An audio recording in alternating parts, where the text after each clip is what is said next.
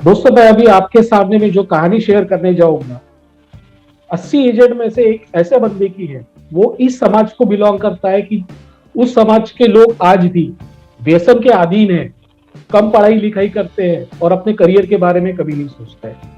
बात उन दिनों की है जब मैं एज ए पीडीओ करके जून महीने में अपनी शाखा को ज्वाइन किया। और एक दिन मैं अपनी शाखा में बैठा हुआ था, सितंबर महीने की बात है। तब मेरे एबीएम सेल्स ने मुझे आवाज दिया। एबीएम सेल्स हमारे देशमुख साहब थे, उन्होंने मेरे को आवाज दिया, अमोल इधर आ, ये बंदा आया है, इसको एजेंसी देनी है। तो उस समय ऐसा था कि हम लोग भूखे थे, हमको जो आया वो हमारे लिए भगवान। तो हमने उसको अपने टेबल पे लेके गए, उसको एजेंसी का पूरा स्ट्रक्चर समझाया और उसको डॉक्यूमेंट्स मांगे। तो वो बंदा बोलने लगा, अरे तो डॉक्यूमेंट्स लाया नहीं, मैं आपको एक दो दिन के अंदर में डॉक्यूमेंट्स देता हूँ। 2 दिन के बाद मैंने उनको फोन लगाया तो सर बोले मैं तो आ नहीं सकता हूँ, आप आके मुझसे डॉक्यूमेंट्स कलेक्ट कर। तो डॉक्यूमेंट्स तो उसने पूरे दे दिया, लेकिन उस पे से फोटो नहीं दिया। फोटो के लिए उसने मेरे को 1 हफ्ता घुमाया। 1 हफ्ते के बाद मैंने फिर उसकी फोटो मिली, बाकी प्रोसेसिंग की और उसके एग्जाम के लिए मैंने अप्लाई कर दिया। पहली बार जब वो एग्जाम के लिए अप्लाई किया तो बंदा नागपुर में था ही नहीं, क्योंकि वो एक एनजीओ का भी काम करता था, ट्यूशन क्लासेस भी लेता था, पोस्ट ग्रेजुएट बंदा था और ऐसे समाज से बिलोंग करता था जो समाज में लोग पढ़ते ही नहीं है। बहुत हार्डली हो गया तो 10वीं या 12वीं तक वो समाज के लोग पढ़ते हैं, जिसको आज भी हम लोग तिरस्कार की नजर से देखते हैं। अब पहली बार वो एग्जाम में अपीयर ही नहीं हुआ, दूसरी बार फिर उसको मनाया, कन्विंस किया, दूसरी बार वो एग्जाम में बैठ गया, पास हो गया। अब पास होने के बाद वो मुझे कहने लगा कि सर मैं गवर्नमेंट एग्जाम के लिए मैं प्रिपेयर कर रहा हूँ, मेरी उम्र सिर्फ 25 साल है, मैं गवर्नमेंट एग्जाम के लिए अप्लाई कर रहा हूँ, मैं उसके लिए प्रिपरेशन करूंगा और ट्यूशंस भी लेता हूँ, एनजीओ भी चलाता हूँ। तो मैंने बोला ठीक है, आपको जैसा काम करने का है आप काम कीजिए। उसने 3 साल सिर्फ मिनिमम एमबीजी, जो 12 पॉलिसी 1 लाख, इतना ही उसने अपनी एमबीजी कंप्लीट किया। मजे की बात तो यह है दोस्तों कि तीसरे साल वो टर्मिनेट हो गया। एमबीजी कंप्लीट करने के बाद भी वो टर्मिनेट हुआ। क्यों?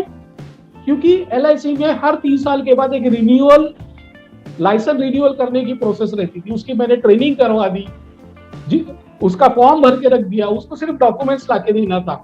उसने वो डॉक्यूमेंट्स लाके नहीं दिया, उसकी एजेंसी फिर से टर्मिनेट हो गई। तो उसको मैंने रीइंस्टेट कराया, कैसा तो भी उसको समझाया, भाई तू काम कर, इसमें अच्छा करियर बन सकता है। हाँ सर मैं करूंगा। वही अपना मिनिमम काम करने लगा।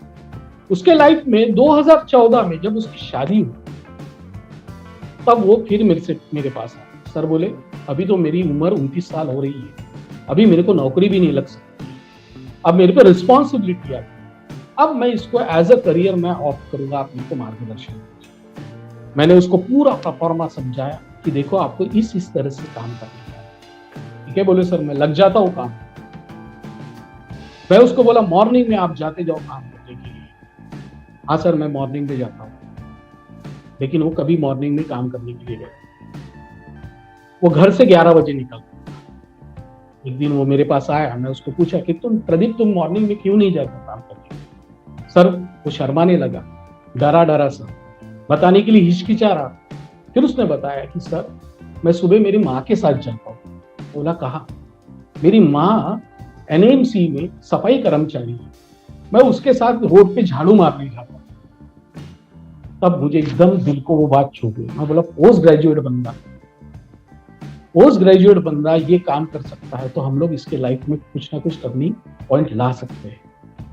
मैंने उसके साथ ज्वाइन कॉल्स करना चालू किया। उसने नागपुर में मेरे को बेहतर स्कैवेंजर समाज की ऐसी बस्तियों में घुमाया जो देख के मैं सरप्राइज होने लगा कि ऐसे जगह पे भी लोग रहते हैं।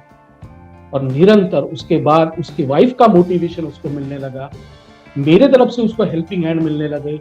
मैं जैसा स्ट्रक्चर तैयार करता वो उसी को ब्लाइंडली फॉलो करता, नो क्वेश्चनिंग, नो आर्ग्यूमेंट।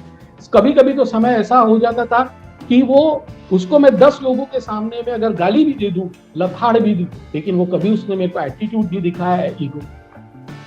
और निरंतर 2015 से निरंतर 2020 तक उसने हर साल 250 प्लस पॉलिसियां ब्रांच में की।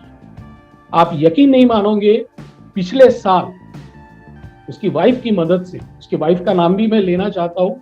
उसकी वाइफ का नाम है प्रीति हजारे, जो उसको फुल सपोर्ट करती है। उन्होंने भी 2018 में जब उनको as agent as a career उनको समझ में आया, तो उन्होंने वाइफ ने भी 2018 में अपने नाम से एजेंसी ले ली। सर पैरेलल में मैं भी इसके साथ काम करूंगी। लास्ट ईयर कोरोना की इतनी मार रहने के बावजूद भी अखिल नागपुर डिवीजन में उस एजेंट ने 1 डे सेंचुरी किया जून महीने में सेंचुरी करने के बाद बोलता है वो मेरे को कि सर ये मेरा सपना है कि मेरे को एमडीआरटी होना। और अगस्त महीने में ये पता चला कि उसके मां को कैंसर है। वो महीने चले गए।